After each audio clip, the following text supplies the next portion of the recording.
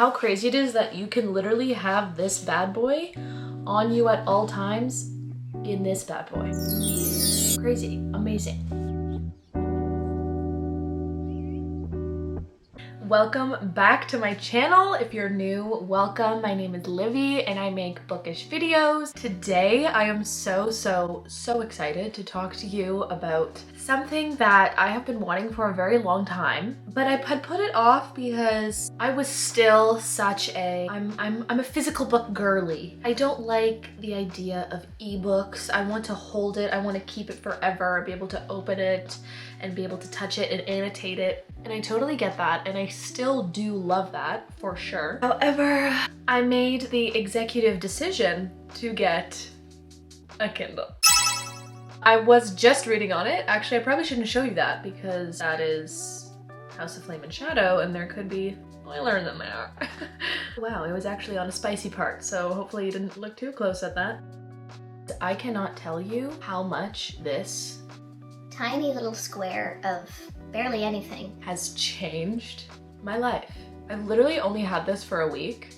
I already have so much positive feedback. I really wish that I had got one sooner. So I really wanted to make this video for anybody who's on the fence about getting a Kindle to give you that little extra push, because I truly believe that everyone that gets one wishes they got one sooner. I know that I definitely feel like that. So without further ado, let's get into it. So this is the box that mine came in. I got the paperwhite signature edition. I believe mine is the 11th generation one. You can just go in device settings and check for yourself if you're unsure. Mine is the 32 gigabyte with adjustable warm light. Now, the biggest reason why I got this is because I have been traveling a lot lately, and I'm currently in the process of moving across the globe. And as much as I love my physical books so much, it's just unrealistic for me to try and transport all of my books from Canada to the UK. That's just not in the cards. So sadly, all of my lovely friends over here will have to stay in Canada. Obviously, I already opened the box, literally in the car. I literally got in the car and you can see I literally tore it like a wild animal. I literally was like, I ripped it to shreds. So I will show you what was in the box just for curiosity purposes. So this is the box. It's quite thin. When you open it up, the Kindle comes like this on top. Me trying to put it back together after absolutely destroying the packaging. So the Kindle comes on top like this. In this bottom compartment, when you open it up, there's like a whole bunch of user manuals and stuff like that, and also the charger. Not this part. This is the charging cable. It's like the old USB, which is kind of like, because now it's all about the USB-C. Apple literally only makes things USB-C now. But thankfully I have this adapter that I got on Amazon, which is USB-C. I just use that. So that also comes with it. And that's pretty much all that comes in the Kindle package. Going back to why I got the Kindle, and just want to talk about this in case you are the same as me. If you are somebody who travels around a lot, who doesn't really stay in one place, I am a child of divorce. So half of my book collection is at my mom's house in Ontario, and then half of my book collection is at my dad's house in Nova Scotia. It's kind of hard to have all of those in one place. My dream is that one day I will have all of them in one place when I finally have my own home, which hopefully will happen. The housing market needs to crash first, but you know, that's another video. So this is my little guy. I was really not expecting to love this much, but because I'm traveling so much lately, I just thought this would be a great investment because you can have so many books on here, all in this tiny little compact screen, essentially. I really want to start being more mindful of how many books I'm buying and whether or not I should buy a book based on how much I love it. Like, all of my books I have right now in this collection are books that, for the most part, I really loved, and I need to have a physical copy of them to reread or to hold or just to see on my shelf. All of Sarah J. Maas's books. Obviously, I have the physical copies, babe. But one of my first pros of having the Kindle, a lot of books I want to read, but I don't necessarily think I need to have physical copies of them. For example, a lot of contemporary romance books. I'm not a huge contemporary romance person. I don't really particularly care to have physical copies of them, but I have a bunch of them on my Kindle. Like, I have a bunch of fantasy on here too, obviously. Scroll down, like, there's a bunch of contemporary romance reads on here. I'm okay with having those on here, but I don't particularly feel compelled to spend like $100 on buying all of them and putting them on my bookshelf when I probably will read them once and then never think about them again. Another reason why I got the Kindle and I really didn't want an iPad or anything or a tablet kind of deal. First of all, it's a way more affordable option. Second of all, it has e-ink display, which basically means that you can read out in the sunlight and it's not gonna glare and you won't be like trying to see it. So you can click up here into settings and you can adjust the brightness, so like you can make it darker, you can make it brighter, and you can also adjust the warmth if it's nighttime and you prefer a warmer light compared to the more blue light. Even though honestly, even if I don't have any of the warmth setting on, it still doesn't bother my eyes really that much. Now also part of the design of the Kindle that I love so much, how lightweight it is, how small it is. I have really tiny hands. My hands are tiny. And the fact I can still just hold this like this and just read it anywhere is so awesome. But I mean, a perfect example of the comfort and practicality of the Kindle. You know, once in a while you get a big mama book, such as this, okay? We know her, we love her, she's amazing, but she's a big honkin' book. She's taking up a large part of my bag. Because I travel a lot, I always like to keep my book in my backpack. Do we still call them backpacks? Knapsacks? Bags. Back bags with the straps that you put on your back. This would be literally a brick on my back. As much as I love holding it and I love having the physical book, and I still am like reading the physical book, I have been switching between the physical book and my Kindle because, you know, this one just came out, so it's the hardcover. Hardcovers aren't very comfortable to hold in your hands. It can be really uncomfortable. So as soon as I'm starting to get uncomfortable, I whip this bad boy out and I'm just easy peasy lemon squeezy. How crazy it is that you can literally have this bad boy on you at all times in this bad boy. Crazy, amazing. The next reason why you should get a Kindle, and this is, I mean, I was so excited for this reason. You can decorate it. You can put cute little stickers on it. You can get cute little cases for it. I should have gotten a clear case and put the stickers on top, but I just smacked the stickers right on the raw Kindle. I love the way it looks. Like, I think it's so adorable and cute, but I do really want to get a big case that like folds over the screen to get for it. There are so many cute ones on Etsy. There are a lot of really cute crochet cases you can get, like that you can just pop your Kindle in. But I do want to get a hard case because when traveling, I want to make sure that she is safe and sound and nothing happens to her.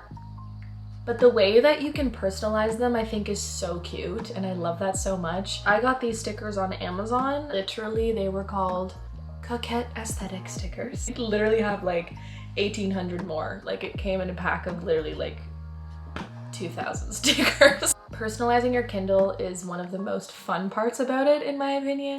Next, because I just got this, I have 3 months of Kindle Unlimited. But I really want to break down why Kindle Unlimited is worth it, in my opinion. I literally went through a period of almost every single day going to the bookstore and getting a book. And in Canada, books are expensive. Reading is a very expensive habit to have. And I want to say on average, like sometimes I would be spending like $100 a week on books. Maybe not a week, maybe $100 every 2 weeks, but that's a lot.